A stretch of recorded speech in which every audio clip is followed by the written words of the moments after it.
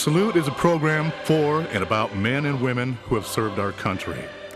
Our program includes news about the laws that affect veterans, information on benefits and services, and news from veterans organizations. And now, our host, Bob Peters. Hello and welcome to Salute. My guest today is Chaplain Sam Beach. He's a chaplain, U.S. Navy retired. Saw quite a bit during Vietnam, and it's a pleasure to have you here, sir. Thank you. Could you tell us a little bit about yourself? Where were you originally from? Well, I'm originally from Michigan, a small farm town in Michigan. Came into the Navy, enlisted in the Navy in 1953, and then later became a chaplain in 1960. And then I retired in 87. Yeah. Well, I've noticed here on your,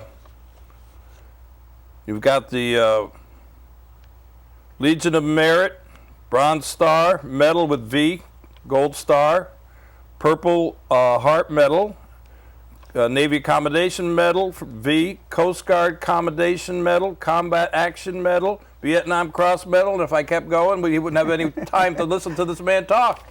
Very active, and you're here today representing the Order of the Purple Hearts, right? Yes, yeah. Could you tell us a little bit about the Order of the Purple Hearts, how it got started, and where are you guys right now? Well, the Purple Heart, a little bit of history first, was General Washington's initiation back in 1782 as military merit. And during the Revolutionary War, only 3 men were awarded that Purple Heart at that point. And then it was dropped until 1932 when General MacArthur initiated it again. Mm-hmm. And that's when they also had a Legion of Merit. So then the Purple Heart was strictly for being wounded. So the Military Order of the Purple Heart is the only veterans group that everybody was in combat and was wounded in combat. And it's also awarded to those that are killed. But there are only 45,000 of us that are Military Order of the Purple Heart, so it's not a large outfit. And they meet locally in the villages at the American Legion Hall on the 3rd Monday of each month, of alternating months starting in January. So January, March, and so forth. So at what time would that meet in case somebody wanted to come down and meet you, and maybe they want to join your order? It's 1 o'clock on that 3rd Monday up at the American Legion Hall. Larry Singer is the local rep, and John Bircher is the national public relations, who also is a member of our chapter. So we have guys from World War II, Iwo Jima, on up to Iraq, who are members of the local chapter. How many members do you think you have? I don't know what the total membership is, but attendance, like most of the vets group, is not great. A dozen to 15, sometimes we get 20. But obviously, wounded guys have some limitations, some of them, and aren't able to make every meeting like that. Yeah, that's understandable. Yeah, every member has a visible memory of his combat time and a scar that's left from his wounds. Speaking of wounds, you have a picture there. You want to show us what this picture is and tell us? I mean, I'll hang on to these other ones so they don't fall for you. This was when I was wounded. Someone took this picture. We had various reporters with us. Whenever reporters get off the helicopter, they know things you don't, and we knew it was going to be bad. Yeah. And so they took this picture after I was wounded. And they give it to you in the hospital, or where'd you get it? I went to the hospital ship, and there were so many casualties, they got us off as many as they could. I went to the Philippines, and then from there to Hawaii for 3.5 months, and finally to Chicago, Great Lakes. So it was 13 months in the hospital. 13 months in the hospital. You weren't wounded just once there. You had several wounds, did you not? Well, wounded in the arm and the leg, and then little pieces in the head and shoulders, so tiny pieces. Yeah. See, I saw that picture. You showed me that picture, and didn't relate chaplain to being wounded in the jungle. You know, a lot of people seem to think that the chaplain is in a little church, a little building somewhere. Well, maybe you could tell us a little bit more about what you did as a chaplain. You want to be with the troops, but you want to be an asset, not a liability.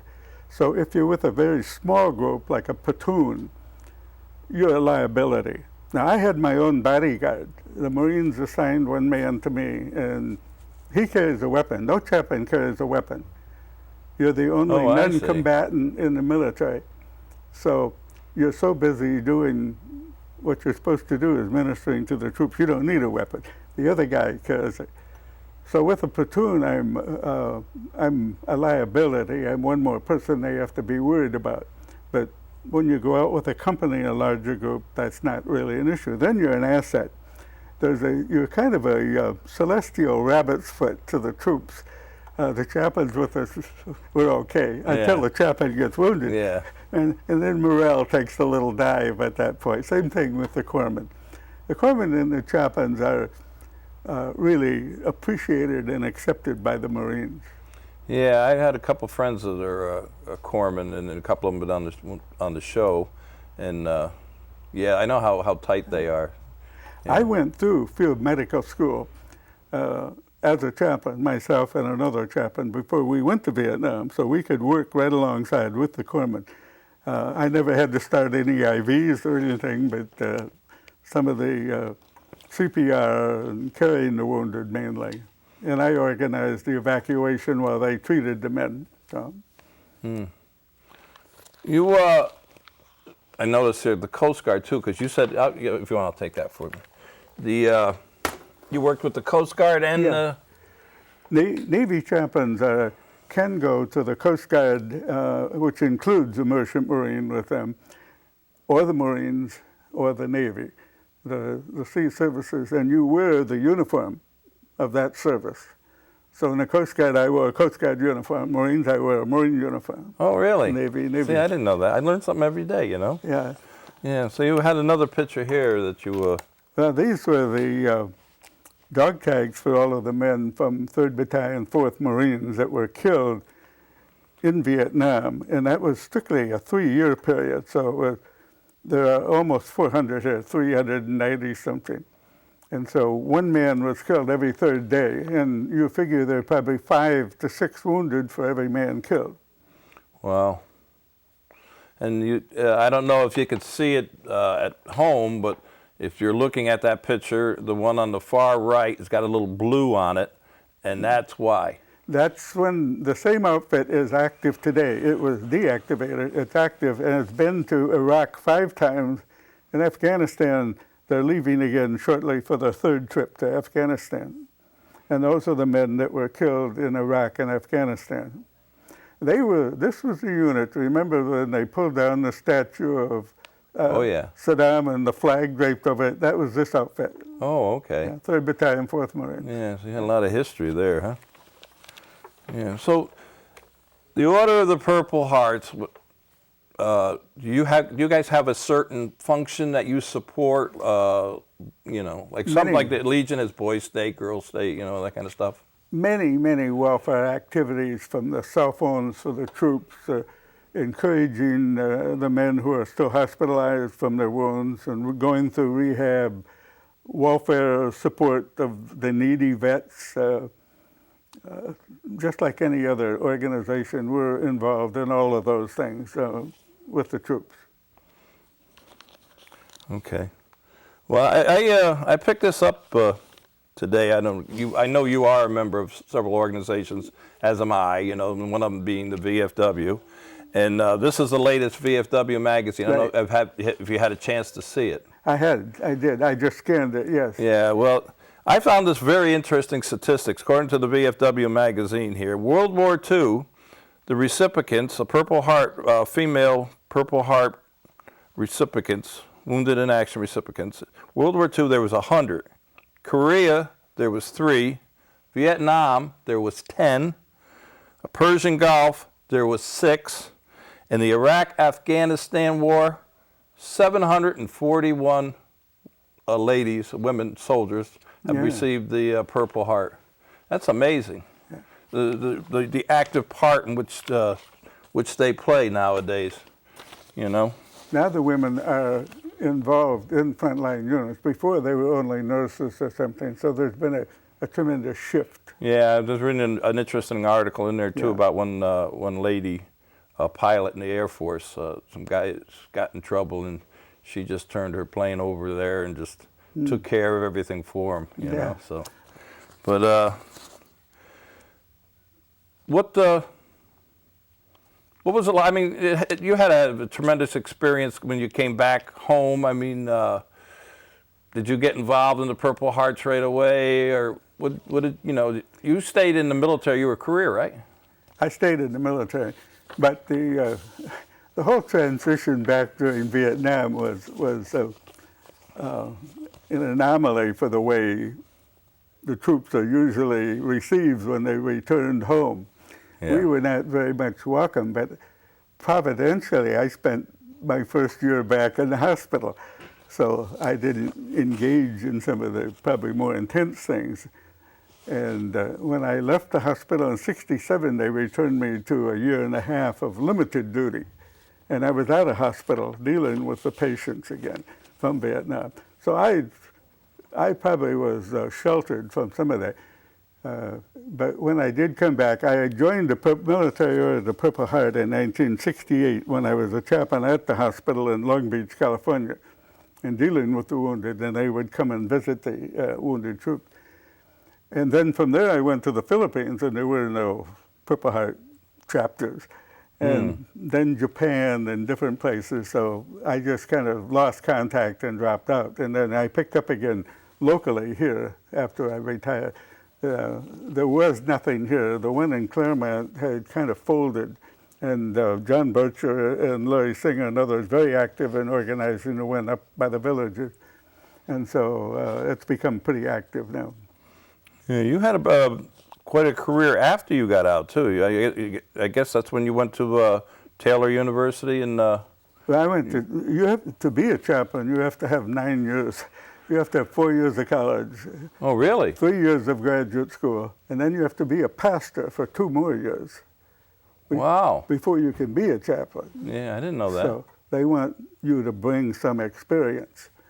So I did all of that beforehand, but afterwards the Navy sent me back for a year and a half of postgraduate study. I see you. You got when you got married. When did you get married? After Vietnam, or? That was after Vietnam. A couple of tours afterwards. From Vietnam, I went to Hospital Long Beach in the Philippines, and then I came back to postgraduate school. Yeah. And you got married, have a couple of kids. Yeah. Well, I was married before I went to Vietnam with 2 kids. Oh, you were? Yes. Oh, okay. So my wife went through that of watching the Navy car pull up and 2 officers in it walk up to the front door. And the heart stops. Yeah. She had seen me do that. I was stationed in Minneapolis, and I buried probably 30 or 40 Marine funerals. I had orders nominated for orders to the South Pole and the wintering over group, and I asked, I can't go to the South Pole with all of this going on. So I went to Vietnam, and she settled in Michigan while I was in Vietnam with the 2 kids. Did you say your kids served in the military? Did you say your kids served in the military? My son was in the Coast Guard Reserve, but he's in federal law enforcement officer.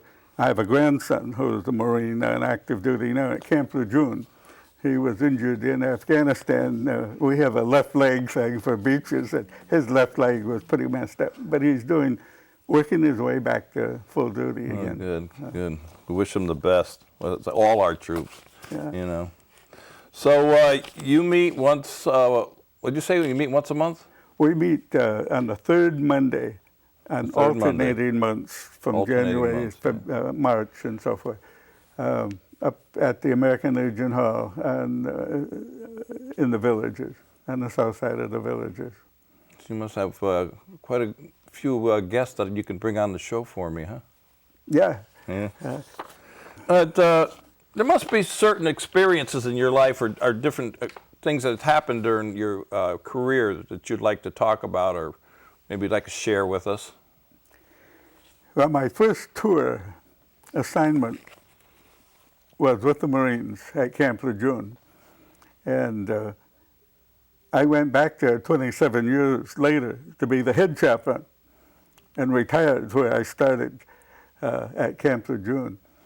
It was an incredible privilege as I look back, shipboard, Coast Guard, to be able to minister and associate and relate every day with some of the most brightest, best, most courageous Americans.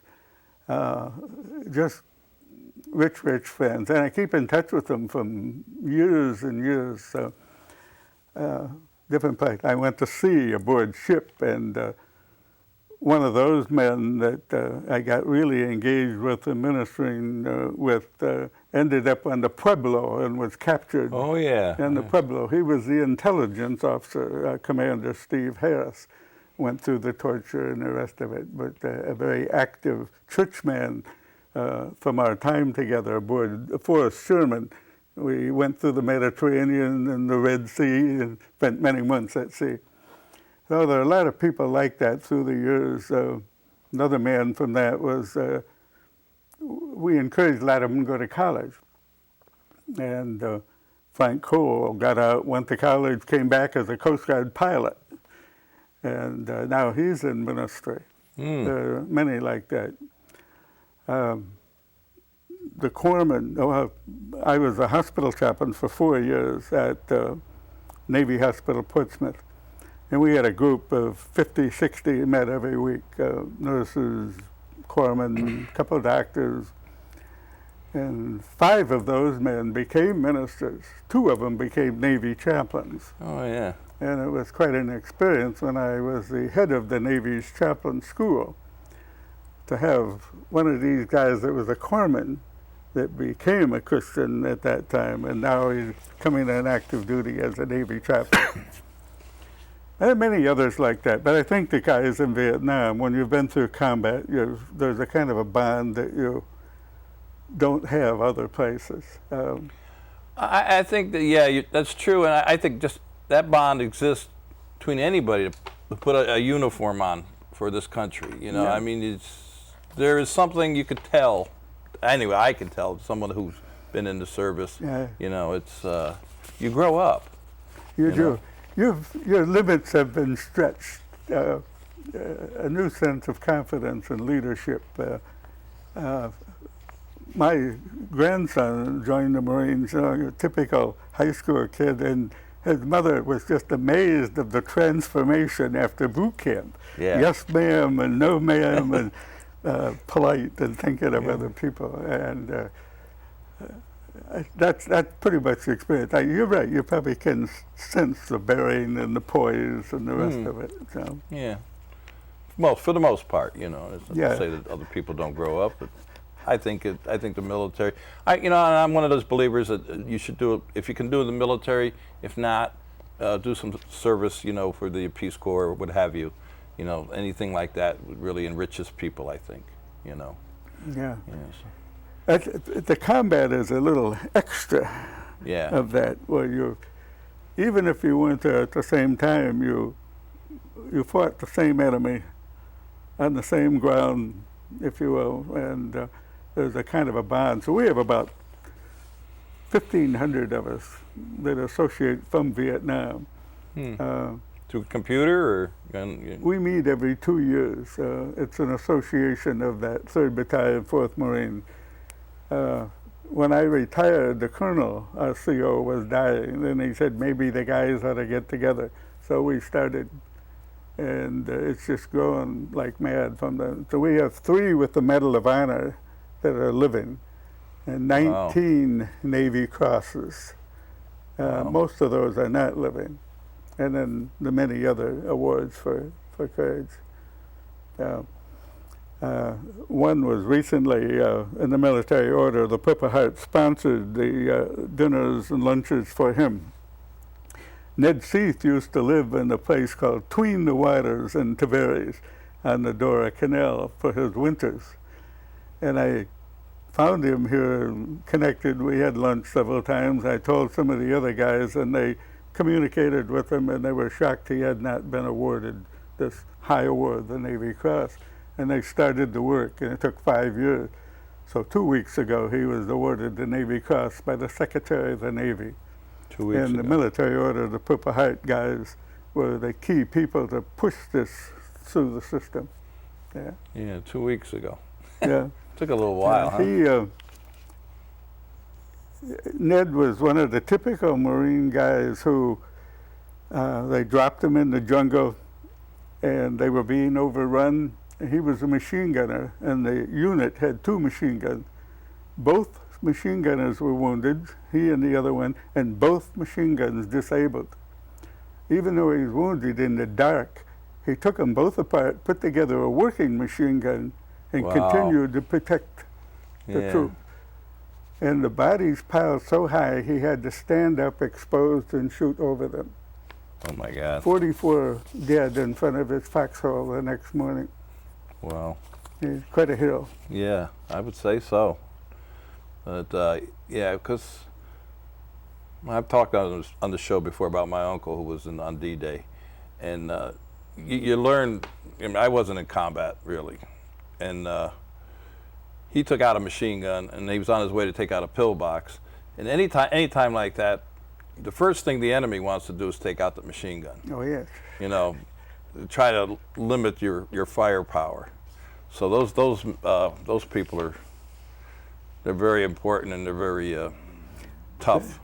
The senior vice commander, it's called, the number 2 guy in the Military Order of the Purple Heart, I guess he'll be the national chairman next year. He was in this outfit in 3rd Battalion, 4th Marines, and he had sat down beside me in a lull in the fighting, and we had a little conversation, and he asked about could he wear the cross I have, because he used to have one. So I gave him my cross. And next time I saw him, he patted his pocket, gives me a thumbs up, maybe across the room. And he and 2 other men were there. I didn't know what was going on. They crawled up on their belly to take out a machine gun nest that had us stopped. And he was awarded the Silver Star for that. Bill Hutton is his name. Lives out in Canoga Park in California now. Yeah. No. Well, I'm sure you've met quite a few of these brave men and women over the years. You have any women members in your organization? How many? Do you have any women in your? Oh no, up at the no. No, we don't have. We have one Iraq veteran, but no women. There aren't that many women wounded. Now there are. Yeah. But they usually don't stay in, has been my experience. And they're almost all Army. Yeah. The Marines will not allow a woman to be in the infantry, artillery, or tanks. Oh yeah, really? But they are there and can be wounded because they're part of the public relations in dealing with the women of in Afghanistan, for example. Stan, you got any contact numbers if somebody wants to learn more about the Order of the Purple Hearts? Larry Singer is the local chapter commander, and he's at 352 area code and 787-5536. And John Bircher is the national public relations and lives in Lady Lake in the same area code, but 753-5535. Okay, so we got those numbers out there. So Right. if anybody wants to learn, you travel with the Order of the Purple Hearts. You guys, you go outside the state or anything like that? I don't. John Bircher does as the national public relations. He's right now. I think he's in Washington D.C. area, but the rest of us, no, we're not traveling that. In closing, is there anything about the Navy, about the chaplains, and what it takes to be a chaplain? What is anything you'd like to say about that? I've mentioned the requirements to be a chaplain. There are only 850 Navy chaplains. probably twice that for the Army and half that for the Air Force. So there aren't a lot of chaplains. And you have one chaplain for every 700 of the troops, is the way it comes out. A lot of chaplains have been wounded. A lot of chaplains have been killed over the years. I think we had 3 killed in Vietnam that were Navy chaplains. One of those won the Medal of Honor, Father Capodanno. So chaplains are always on the front lines, whether it be with the Marines, if they're aboard ship and the ship is in action, they're involved. With the Coast Guard, they're not so engaged in combat that way. Well, I can't tell you how much service that you provide for our men and women in uniform, and being a man of the uniform, being a chaplain. Very important part of the military is the chaplains, and I'm very glad that you could be here today and give us a little insight on that. Unfortunately, I'm starting to run out of time, Stan, but I do want to mention one thing before we go. Just recently, our country lost its last doughboy. His name was Frank Buckles. Frank was 110 years old. He enlisted in World War I, the war to end all wars, supposedly, at 16 years old. And he just passed away recently. And I want to just acknowledge that, and give the last salute to Frank. With that, I also want to thank my guest for being here, and I want to thank you for all you've done for any man or woman to put on a uniform. You guys are great, and I hope the Order of the Purple Hearts continues and growing. So thanks for being here, Thank you. Stan. Okay, to all our veterans out there, our active military and their families, we salute you. Till next time.